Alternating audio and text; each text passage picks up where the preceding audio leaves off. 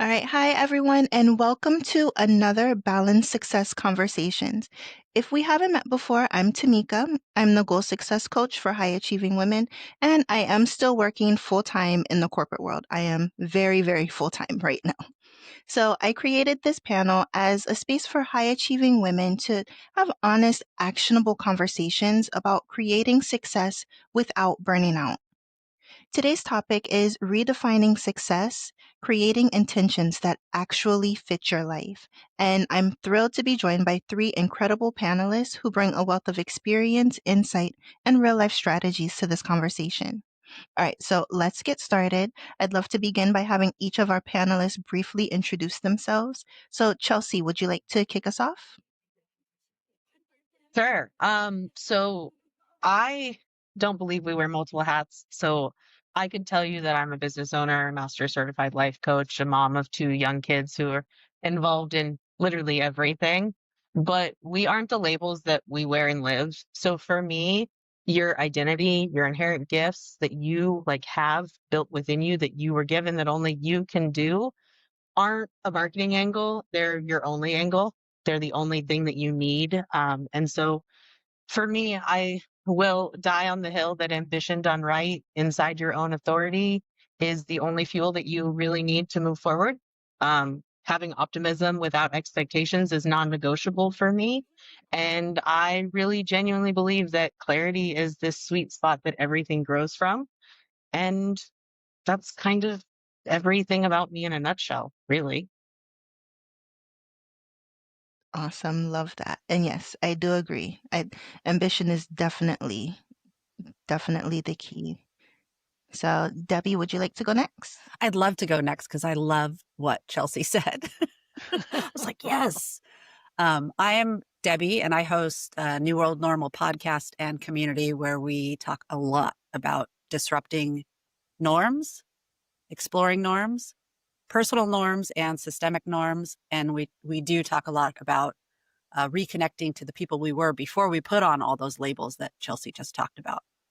Because so many of us get so attached to those labels that we forget who we are and what our innate talents are. So I'm really excited to be here and connect with you all and talk with people who are ready to build resilience and live more intentionally and aligned to those inherent gifts and talents that you have and have always had, but may have forgotten about.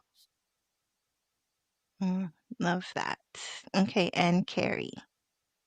I'm glad to be the what do they call the blast hitter who's supposed to make the home run for the bases loaded because I feel like you guys have set me up perfectly. Hi, I'm Carrie West. I am an award-winning author. Sorry about the label, but I like that one. I am a storyteller. I worked in the entertainment industry, and in working there, I realized that our lives are stories.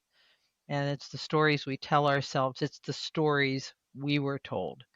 And we have forgotten our own epic novel of success and beauty and wonder because we have been weighed down with stories that society and family have given us and told us we should be living. So I help people first find awareness, because if you don't know what you're doing, you can't do anything about it, and then find the pathway free so you can live your free life, who you are, without labels, without all the other stuff that gets put on top of us. Oh, I love that. I can already tell this is going to be an awesome conversation. Okay, so to get started, I'd like to understand for each of you, and I think we'll start with Carrie. So, what inspired your approach to goals and redefining success? I didn't have any choice. It's the classic hit rock bottom, and you realized everything you had or you thought was real wasn't. And I hope I can reach people before they have to go through that rock bottom crash, because that's not fun. But sometimes if you're thick-headed like me, sorry guys, no judgment. I'm the leader of the thick-headed parade. I didn't pay attention when things were going south, so I had to really get walloped upside the head. And when I saw that, it's like, okay, I have to reevaluate. I have to find out who I was. And that can be tricky because you get comfortable. Even if it's uncomfortable, you get comfortable. And you don't, and the brain loves to stay comfortable and stay familiar. So you're taking on these challenges from a lot of different fronts, but that's what did it for me. And I realized that I was the author of my life. The pen is in my hand. The pen is in everybody's hand. There wasn't anybody forcing me to live what I was doing. All those old stories were done. My parents had long been gone, and it was time for me to take responsibility and take charge of my life. Yeah, I definitely understand that one. Mhm. Definitely. Debbie, what are your thoughts? I resonate a lot with that. I had no choice. I had to. I had one of those years that pulled the rug out from under me. It started with loss of a loved one, serious medical issues that threatened my own life. And then I was also in attendance at the Route 91 Las Vegas mass shooting. So dealing with PTSD, literally no denying it. And still I ignored it and kept soldiering on, in that familiar and comfortable in the discomfort, right? Even though I knew I wasn't living aligned to who I was, I soldiered on anyways until it got to a point where I was about ready. I called it a slow stumble.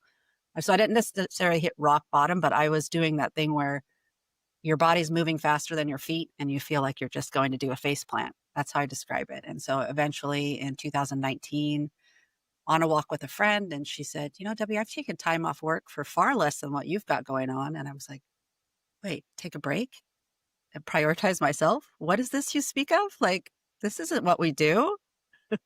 um, so that permission helped me make the decision to take a break and start taking care of myself and focusing on what I wanted. But the reality was I had no idea what I wanted. I was so disconnected. So doing that work to figure out who I was and reconnect and recognize that there's so many other women in my shoes who were completely disconnected to what they want and how they want to live, living life on autopilot, doing all the shoulds. I was like, we've got to do this differently. And it was actually 2020 that I had the idea of New World Normal because everyone was complaining about the old normal and how terrible this new normal was. Not saying that normal was good or fun by any means, but I was also remembering that the old normal was not great either. Like, and don't we decide what our normal is? Like, so got me playing with the idea of normal and down this path of a completely different life, more fulfilling, more aligned. I I love that, and I completely resonate where you were saying about, you know, not knowing what you wanted, because that's how my journey started. It was me realizing I was on a path. It To everybody else it was a great path, but I Mm-hmm. wasn't happy on that path. And so I was just like, why am I not happy if I have all the things that everybody says I should have to be successful and happy? And Right? You that go was down the list and you're checking the boxes yep, like, I've done all the things. Come on. Why am I not happy? yep, Yeah. yep. That was my journey as well. So Chelsea, And honestly, that was me as well. Carrie, Debbie, hearing you guys talk about like yours kind of coming from this place of like internal need from like your external circumstances and things happening around you.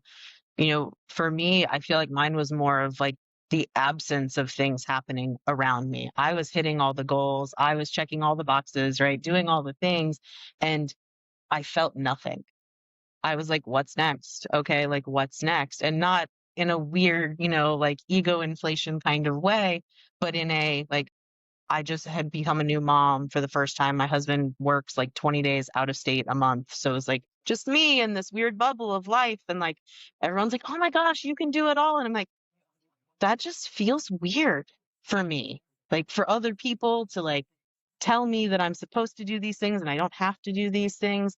And being able to still find a way to do the things, but watching other really just high functioning, high capacity, like achieving women kind of fall or, collapse under the weight of the goals they were setting for themselves for stuff that like wasn't really even their goal to begin with.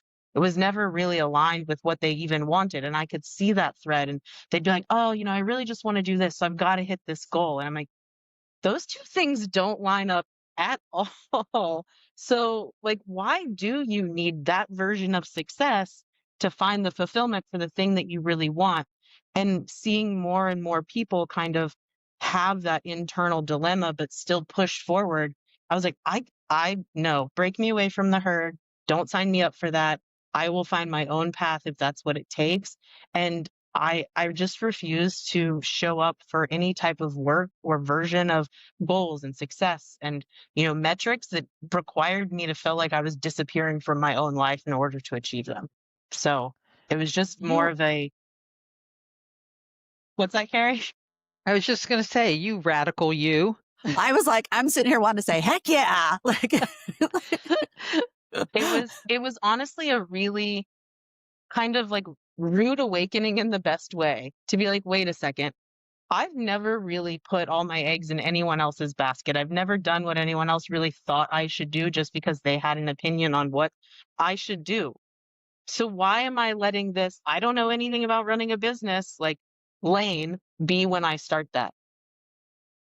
And it was really easy to ignore it for a really long time. And then it wasn't. And I'm really grateful that it wasn't.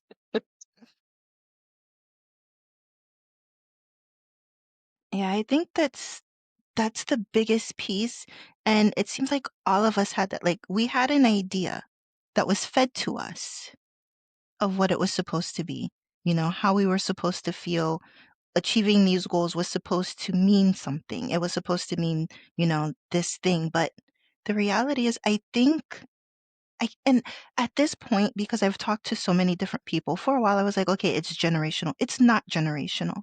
There are people from all generations that are like, that's not what I want. This is not what, society is telling me I'm supposed to want this. I tried that. I'm miserable. But you know what? There's been studies done that say our drive for belonging, our instinctual habits, our instincts, it was a part of us from the earliest evolutions of man, is to belong. There is safety in numbers. You have to belong. You have to be a part of something. And the way we know we're a part of something is if we talk the same way, we do the same things, and we go along. When you don't go along, there's a threat of rejection and abandonment, which from the old lizard monkey amygdala brain is the scariest thing you can do. So this is why so many people get trapped into this. And like you, Chelsea, my parents called me the black sheep as a way to shame me, as a way to get me in line. And now I look at it as a badge of honor.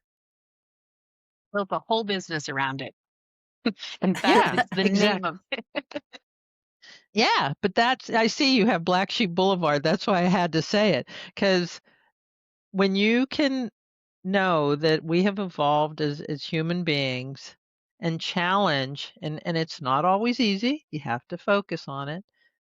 And about 50% of the population will never get there, and that's okay. They, in their own time, they will.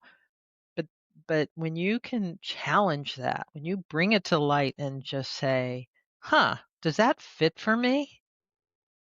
Just well, asking that question, don't you think changes everything? Yeah. yeah. And I feel like that's why these kind of conversations are so important, right? That belonging piece. If we're realizing we don't belong with all the box checkers, well, who do we belong with? Well, the fact that we're all sharing these stories and talking about our experience of checking the boxes and still being dissatisfied. Oh, those are the people I belong with. You know, they get what I'm feeling. So If you can Exactly. first get a sense of belonging with yourself. And I think that's what Chelsea and Debbie and all of us have been saying is you've discovered this self-belonging. Haven't you? yes, 100%. And also, we're still social creatures. We need other people. Like, I feel like that's one of the shoulds that we've been given that can be harmful. The old pull yourself up by the bootstraps mentality of like, it's all on you. You've got to do it. The hyper independence. Well, the reality is we're social beings and we need each other. So I'll help you pull up your bootstraps. I'll help you find a connection to yourself because I've found it. And I know it doesn't always look like what they have told us it's supposed to look like. So I'll walk alongside you I while like you're to trying to think, figure it out. and I like to use the analogy for that a lot like a tribe, like what we think of in like, the older history books types tribes. Those people needed each other for survival, for community, for all of the things. Yet there was a chief of the tribe who had his own gifts or her own gifts or their own way and their own persona and how they did things. There was a medicine woman who had her own gifts and her own lane and her own thing, and they could not exist without each other. Yet, if the medicine woman tried to step into the chief's role, tried to step into the fisherman's role, tried to step into the person who planted the tree, like they can't do each other's jobs the way that that other person can.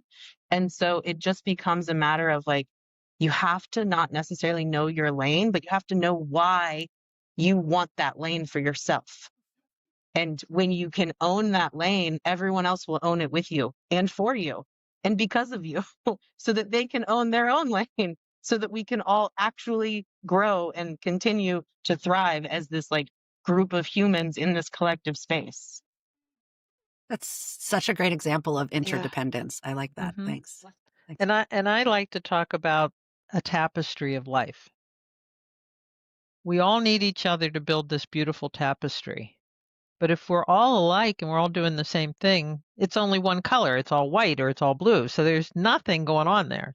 So you each need your unique beingness in this oneness, in this community, so that we have the richness, we have the vibrancy, we have the vitality, we have shadow, but we also have beautiful light, and it all comes together, and it's wonderful.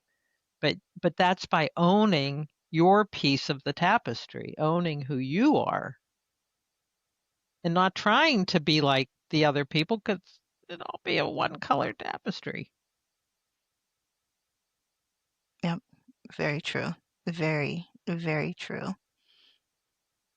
And one of the things that I've been thinking about just a little bit more, just because I'm seeing it more around me now, is not so much that, everybody, at least to me, I believe everybody has their own unique strength. Some people truly think that, that if you're not born with a certain skill, then you'll never be able to attain that skill. I don't believe that at all. I believe that anybody is capable of achieving whatever it is that they put their mind to. But I feel like some people are putting their minds to things that just because they see somebody else achieving, they're not really taking the time to fully like come back to themselves and say, yes, that looks exciting, but do I want that?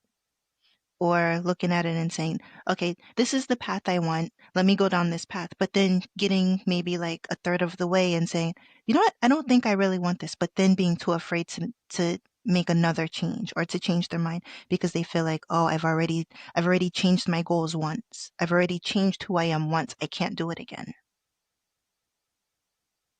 And it's like at any point in time, you are allowed to go in and make those changes. It's your life. You are the only one who has that ability to make that change for you.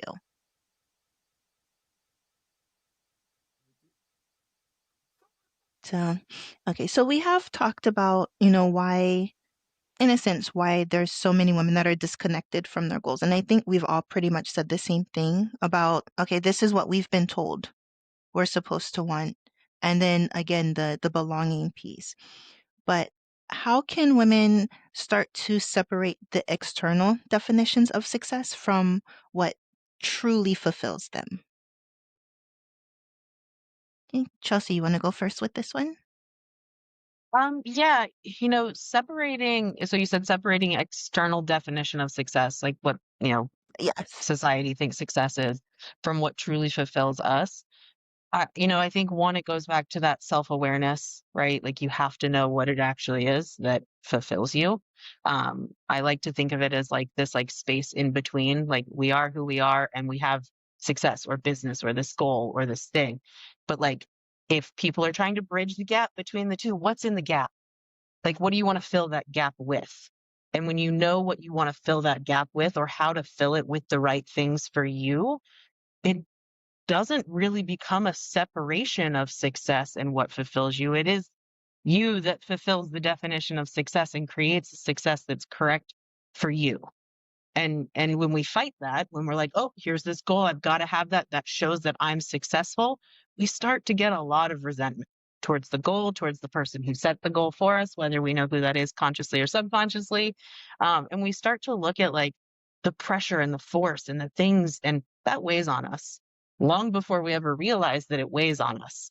And so a lot of the times you can just tune in to what your body is feeling and thinking and doing and moving. And do you actually show up and enjoy the, first 2 hours of your day, whether that's at work or at home or how that is? Maybe you're just wandering aimlessly through the morning. Maybe that's what you love to do, is wander aimlessly through the morning. Amazing. I love that for you, right? Maybe you love to hit the ground running. Great. I love that for you. But there's this version of you that gets to decide what that is. And when you let other people like fill that space between who you are and what you want to achieve, it just gets to be really strenuous. You're just rowing in somebody else's pond for no reason whatsoever, and there's no finish line. And you're just, whatever. You can create all the drama and the storms and the things that you want while you're in this river or lake or, space between. Or it can be the most peaceful, like playhouse that you've ever created and gone and explored. But you do get to choose. And I think that we've been conditioned to not think it's a choice. And so for me, I really think that like it's not even about separating them, but it's literally about merging it all together. And just kind of knowing and owning and believing that you have a say in what that gets to feel like. I love that. And when I first started my business, that was the biggest piece, understanding that you do have a choice, because that was a very new realization for me. It's like you may not like the outcome, but you always have the choice. And I think once people own that, then they can start making those changes. And I think there's a clue in that. And I think, what you said, Tameeka, and Chelsea, what you just said, especially women. I'd like to say it ended at my generation, but I'm sad to say I know a lot of like my stepson's girlfriend is in her 30s, and she is still dealing with old messages of she has to have a baby, she has to have a baby because that's what will fulfill her. Now, that might be true.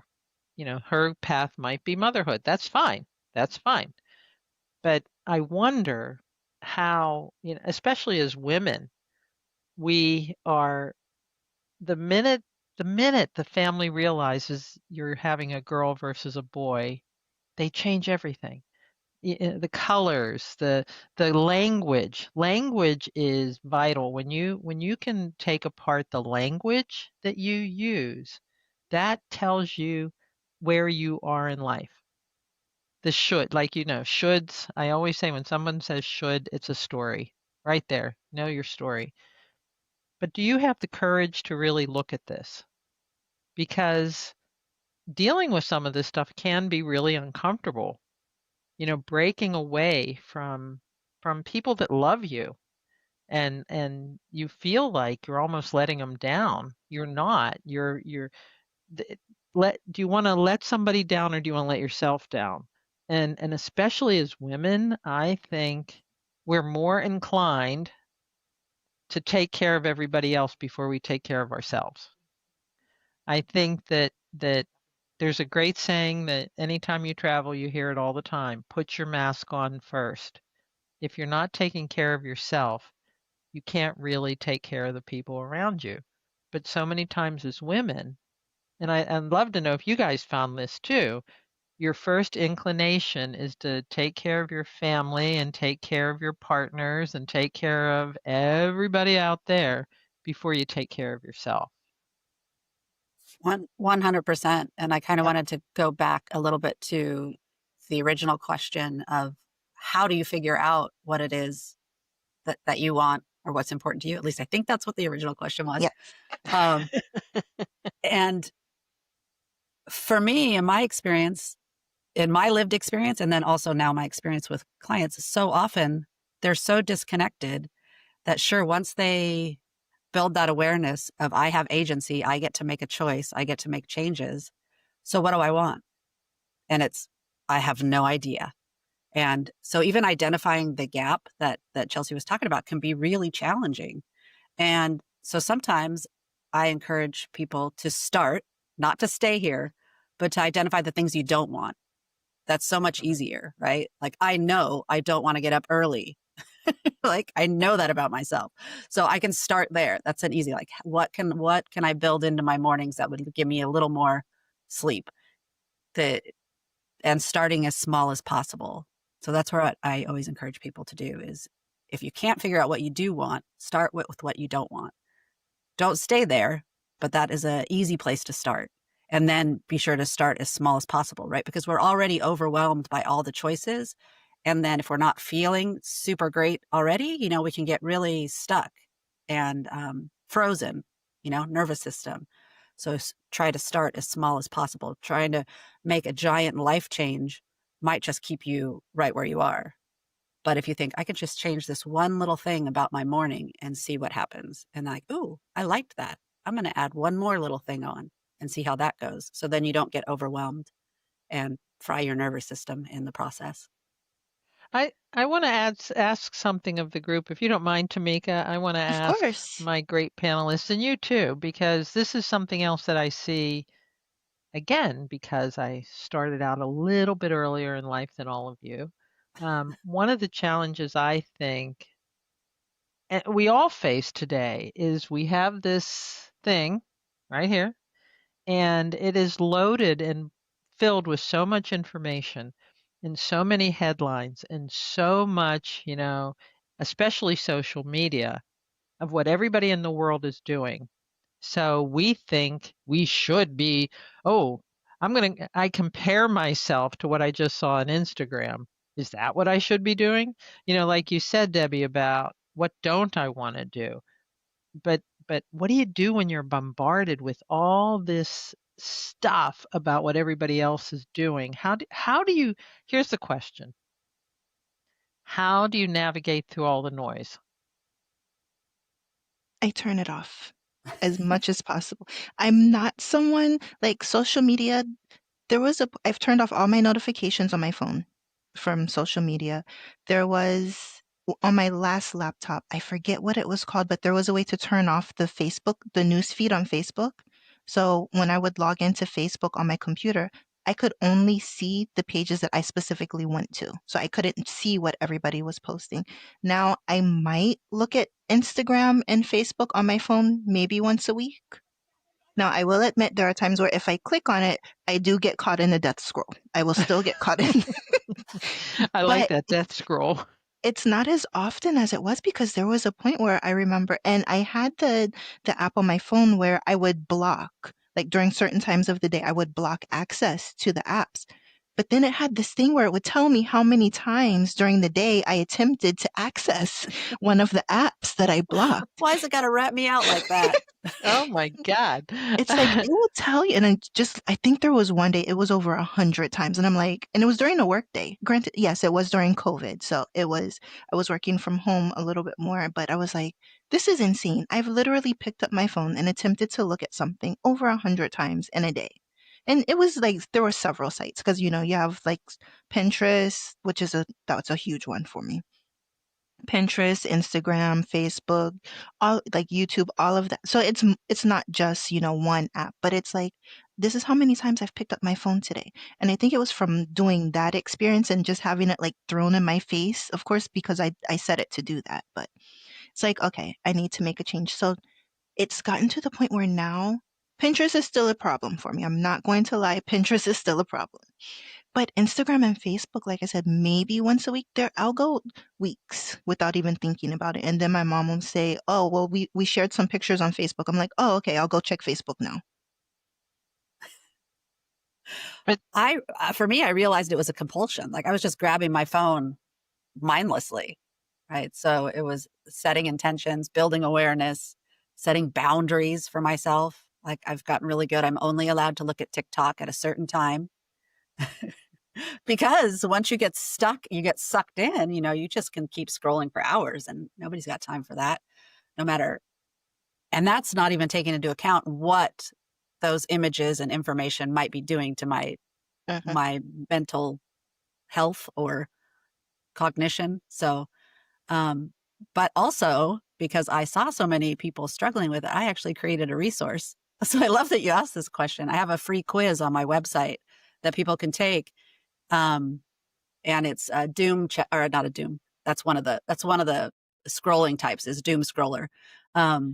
But it helps you identify what kind of a scroller you are. And then you get a personalized email challenge to your inbox with ways you could tweak the way you use social media. But it's so insidious and it's so everywhere and it's so hard to avoid, so hard to not get caught in the compare and despair.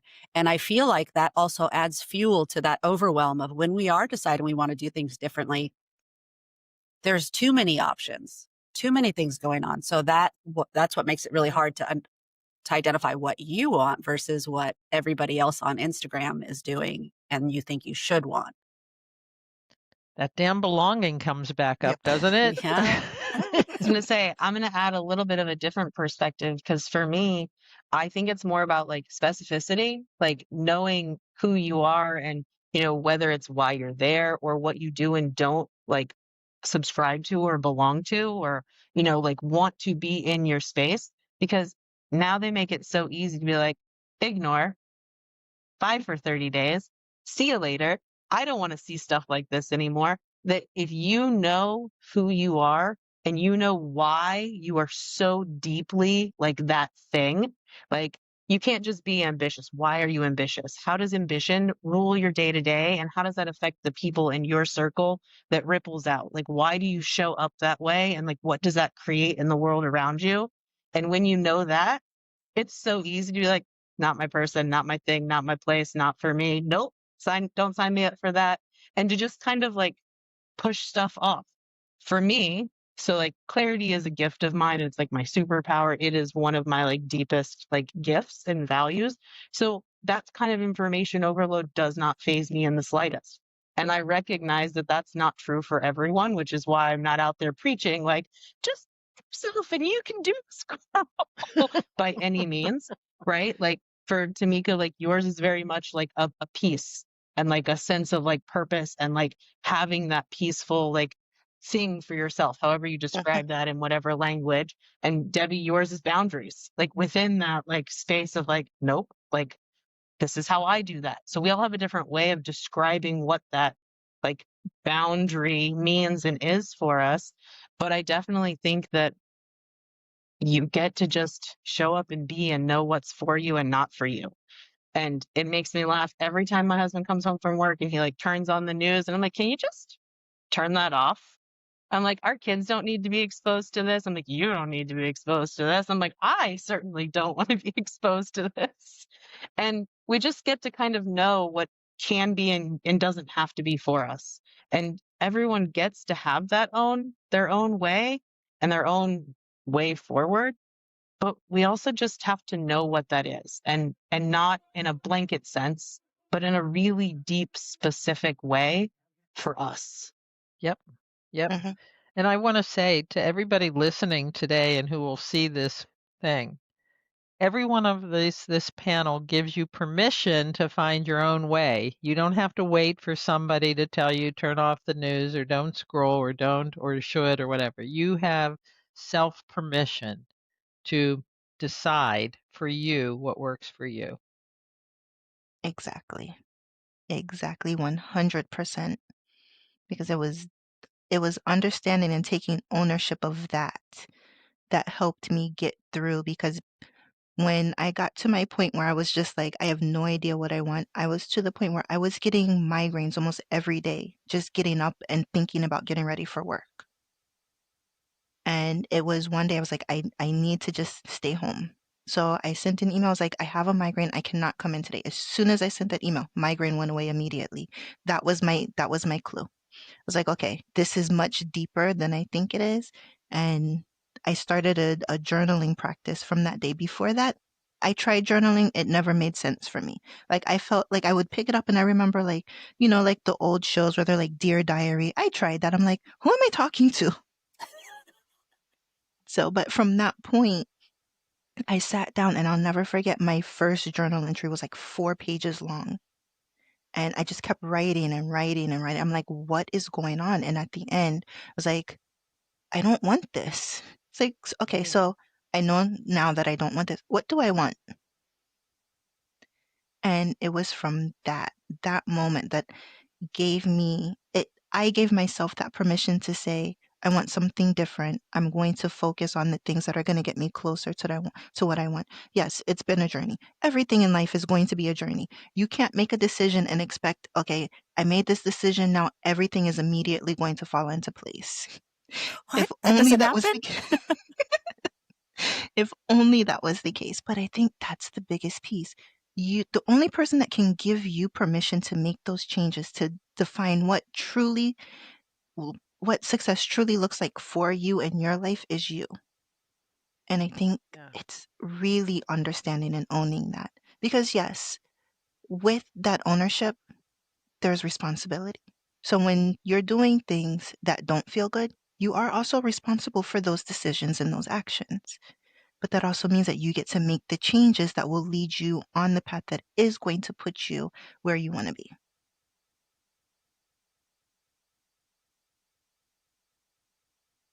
So, all right. Okay, so, I had a question written down. We've already talked about it so much though, and I love it. It was about self-awareness. It was saying what role does self-awareness play, but I think we've definitely gone through that. So if you haven't gotten that message yet, that's the key message. I think the first thing you have to do is become more self-aware, understand what it is that you understand, where you are, understand what are the things that are causing you to not feel joy, the things that are truly making you feel miserable, and then looking at the things that really bring you joy. What are the things that you do on a regular basis where you sit down, you start doing the work, and you look up 5 minutes later and like 3 hours have passed? Like, what are those things? And let's see, I do have a few other questions, but I really feel like this conversation, we've like gone through so much.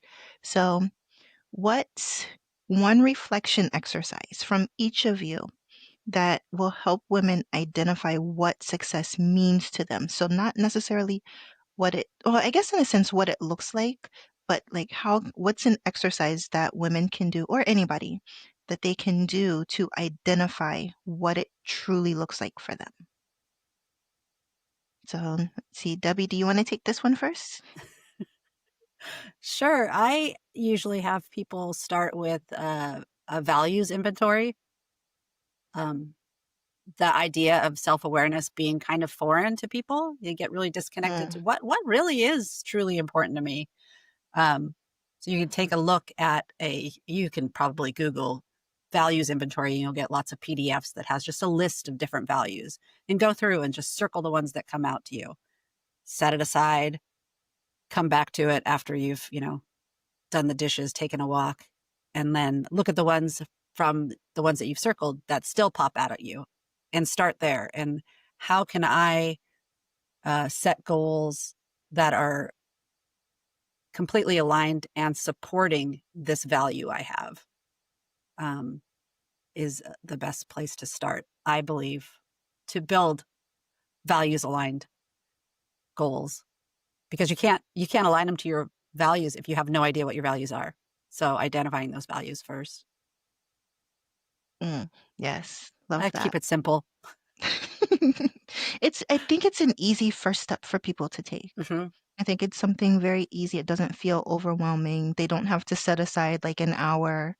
to do it is something very easy. Yeah. So, Carrie, how about you? I like what excuse me, I like what Debbie said, and I think I start a little bit before that. We have forgotten how to dream. We have stopped using our imaginations. And so I invite people, men and women, but women like this exercise a lot, to imagine what the movie of their life would be. Who would be cast in the starring role? And what would be the theme of that story? Would they be Scarlett O'Hara in Gone with the Wind and Tomorrow is Another Day and I Will Survive? Or are they Julia Roberts, or are they J-Lo, or who are they? Who are they casting in that role movie of their life? And really have fun with it. Pretend they're an A-list Hollywood director and they're writing their life, the epic story of their life.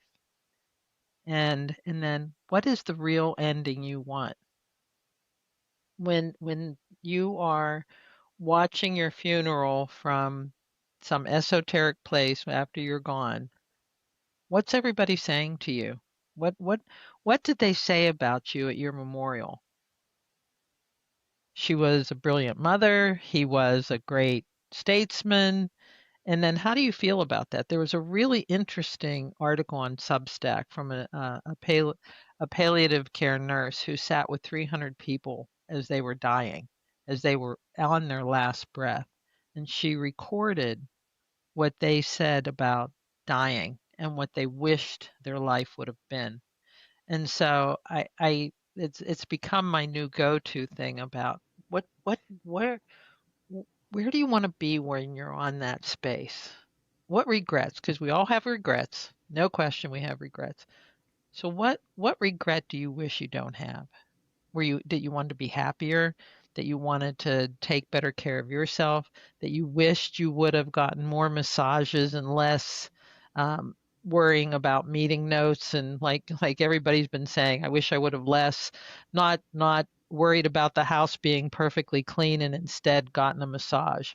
So I just invite them to open up and use their imagination to do this future view of where they think they're going to be. And sometimes I had one client absolutely say, I'm terrified of my future dream. She called me in a panic. It just came out that I was lonely and everybody abandoned me. And I said, okay, you found it. That's your greatest fear. That's what's holding you back. So what do you want it to be? And it's eye opening, and it can be a lot of fun. So that's how I do it. I love that. It's very similar to a visualization meditation that I include. So I have a goal success workshop, and then I included like a bonus training on creating a vision board. But with that is a visualization. So it's very similar. It's looking at the movie of your life Mm-hmm. and you imagining what that would actually be, and then taking the time to journal about that. So it's very Mm-hmm. similar, but it can be terrifying. Yeah, yeah. It can be absolutely. Honestly, when that one woman found out how scared she was about it all, that her life was really not ever going to improve, that was the work. You know, your wounds show you where you need to focus, and that was the work. That she was holding this terror that her life was going to be absolutely meaningless. At the end of her life, it would have been absolutely meaningless, and none of it would have mattered for anything. It's I very can't. powerful. To me, she did the best work of all. People who came back and said, "Oh, I did all. Oh, so wonderful and flowery." That's great, but this was really deep and soulful. This really set her on a huge path of transformation. Absolutely remarkable. Yeah, love that. And Chelsea? Yeah, so I thank you for letting me go last, because I had a chance to go and actually grab like the prompt and the thing that I love to give people, because I don't ever remember what all of the seven little things are. But this is something that no matter where you are on this like self-awareness, self-actualization, growth, whatever you call just knowing and loving like who you are and how you do what you do journey, right? Whether it's something that you're like, I need a lot more of that, or like, no, I really know who I am. And it's just like fine tuning things on a daily basis. This gets to be something that like going through this changes every day. So it's not something that's like a one and done kind of like prompt journal thing, and I find that people really, when they allow themselves to like elaborate in it, it gets to be a lot of fun for them, and it gets them to like set down all of the like, negative headspace stories that they have and really just move forward with things. So I'm going to read the 7 different prompts, and they're based off of like the 7 different energy systems like that we carry within our body. But essentially you're answering and like filling in the blank of I am what? Like pick a word for the day if you need to. And then it's I feel this. And obviously you can do one word answers, but like the more you explain why you put your answer, the more you learn about yourself, right? So it's I am, I feel, I do, I love, I speak, I see, and I understand. And I'll repeat them one more time just so that people don't have to rewind if that's okay. It's I am, I feel, I do, I love, I speak, I see, and I understand. And what's really cool is that for those who are like, yeah, I'm in that fine tuning space, like I'm pretty sure I like, have my lane and know who I am, pick one of your values, right? So for me, if I pick clarity as a value and I know exactly what that means to me, I am I'm obviously not clarity. That's, wrong tense and all the things of, all the educated people in the world. But like, what does that mean if I'm clarity? What does that mean for me? What does that mean for my business? What does that mean for the people who get to exist in my wheelhouse? What does that mean for my 4-year-old, my 9-year-old? Like, what does that get to create in my house if I am that definition of clarity today?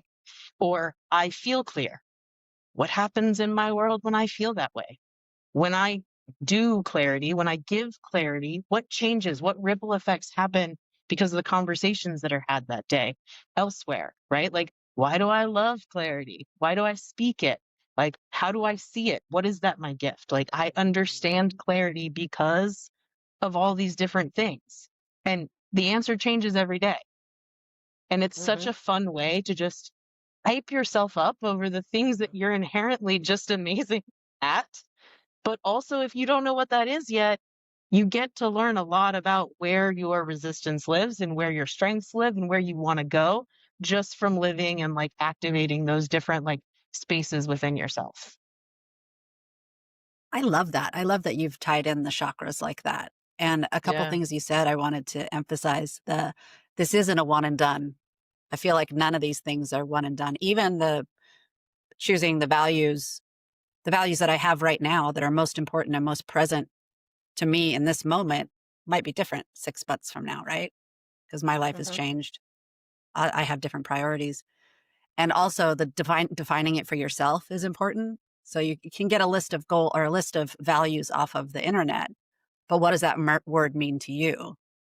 Like you said, clarity might not mean to you what it means to other people. So defining it for yourself is so huge, and recognizing that this isn't one and done. I'm going to keep doing this. I'm going to return to it over and over again to get more clarity. Yeah, I love that. I feel like I did catch the link to the chakras. I kind of had the idea when you said 7, but then as you walk through it, and I can envision that as a journal. Like, because I'm one, as much as everybody talks about, we're paperless, I like pen and paper. I have pen and paper right here in front of me. I prefer pen and paper.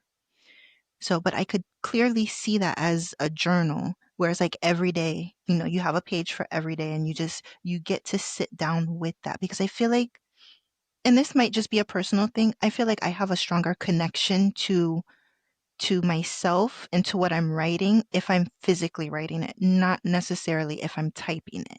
Like there's a coldness to me when it comes to typing the initial whatever you're working on. I feel like they've there's done something studies. powerful. Yeah, there is power in using the pen and paper. It's science. They've studied it. It connects. Don't ask me what the study is, but it does something different. It connects your body systems.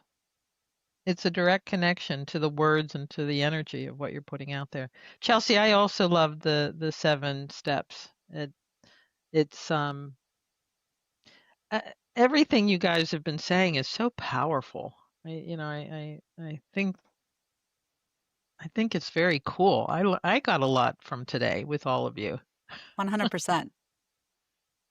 Yeah, that's one thing I can say. These conversations, I think this is my 4th one. And it's like, because we're all talking, we're not saying the exact same thing. Everybody has their own unique perspective and spin, but we're all leaning towards the same things, and we all learn so much from each other. These conversations have been absolutely amazing. Yeah. Yeah. So, and it's funny because I think, Chelsea, you were the one earlier who said something about, like how it feels when you're connected to your goals.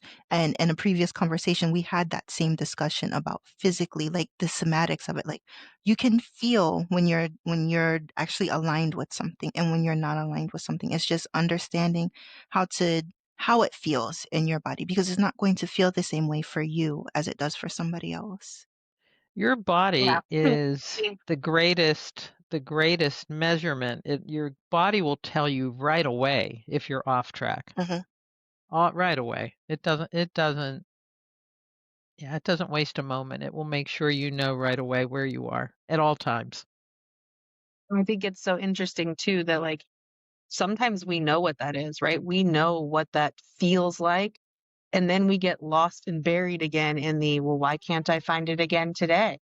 Why can't what worked yesterday, like to put me in that state, work today? And guess what? Your subconscious worked. It did what it was supposed to do to keep you from finding that space, because you're sitting there trying to force something that energetically just wasn't correct for you for that moment in that day and what you were gearing up to and what you actually needed to be doing to want to move forward that day.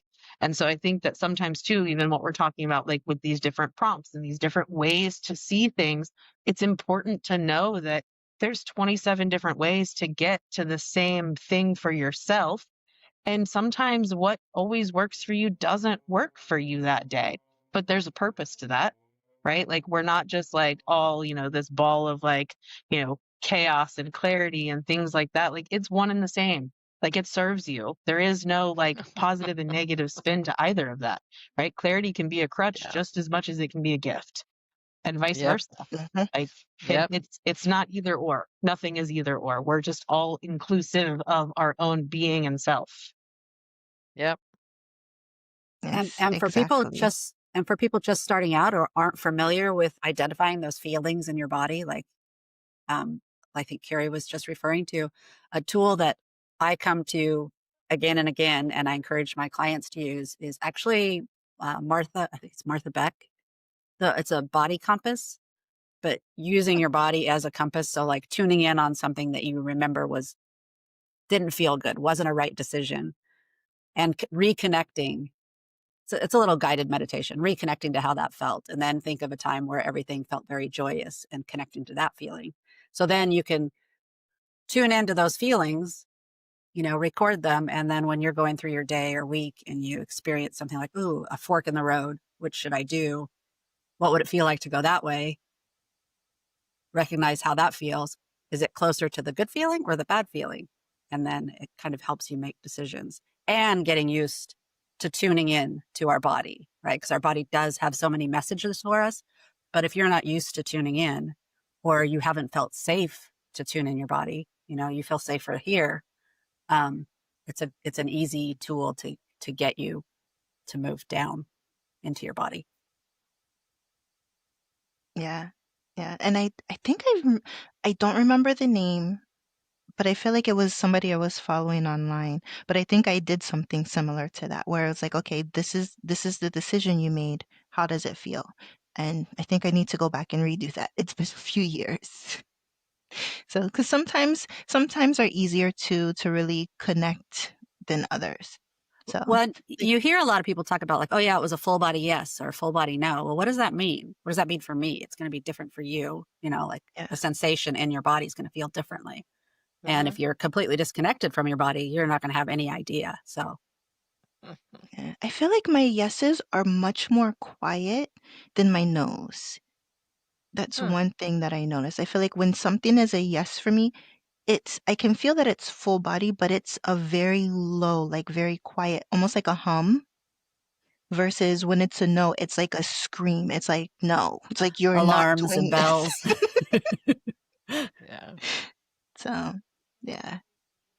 So, all right, ladies, we are at the end, but I want to say thank you all so much for being here, for being a part of this wonderful conversation. And I want to thank everybody who was able to join us live today for this absolutely amazing conversation. So I hope you're leaving with at least one insight, one shift, or one small action that feels doable and supportive for whatever season you're in. So whether you're watching us live or if you're watching the replay, I'd love to have you drop something in the comments. Let us know what your biggest takeaways were. And just remember, conversations like this are possible because there are so many other women out there who are going through so much of what you're also going through. We're all sharing these experiences so that you know that you're not alone. And remember, if today's discussion resonated with you, I'd love to invite you to stay connected. You can watch all the replays of our past panels, and you can stay tuned for all of the future ones to come. So just subscribe to the Balance Success with Tameeka Leon YouTube channel, and then we'll see you for any future conversations that we have. And ladies, I hope you all have an absolutely beautiful rest of your day and a wonderful holiday season. And I'll see everybody later. Bye. Thanks, Thank you. Tameeka. Thanks, everybody. Okay.